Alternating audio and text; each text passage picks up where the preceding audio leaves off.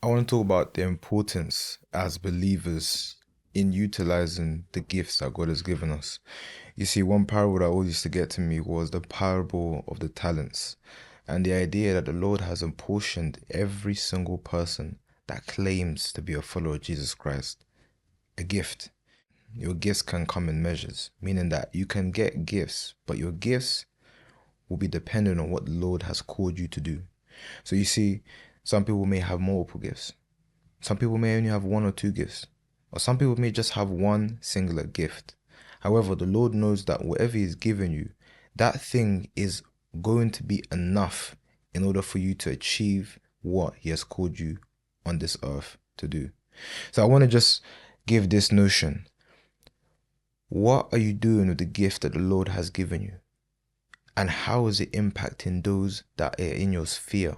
How is it impacting those that are within your environment?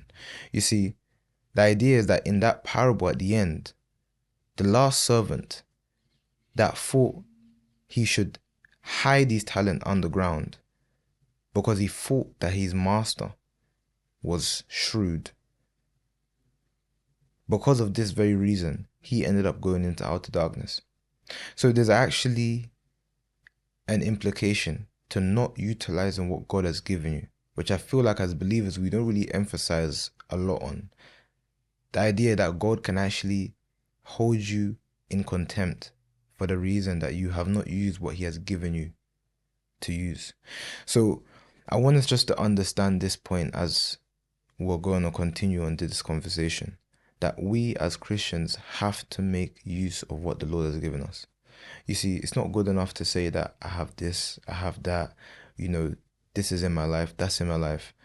There's so many situations that will come against us. However, the reason that we're able to stand is because we're not walking by sight, but by faith. And because of this, we know that we are able to get through every adverse challenge. Whatever it is that the Lord has called you to do, I want you to assess your life and see, based on these things, how am I going to put my giftings to use? How am I going to make an impact in the world that I live in? This is the real reason why we've been put on this earth. So that as Christians, that when the world sees us, what they see is not us but Christ. And that's the greatest form of evangelism.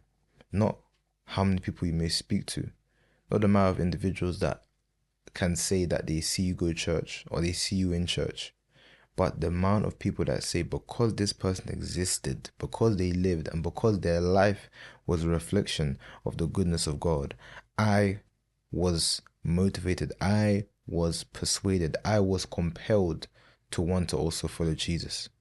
So because of this, I want us just to think about ourselves and think about our lives and think about what are we doing? What are we using ourselves to perpetuate in this world? Because you're only perpetuating two kingdoms, either the kingdom of darkness or the kingdom of light.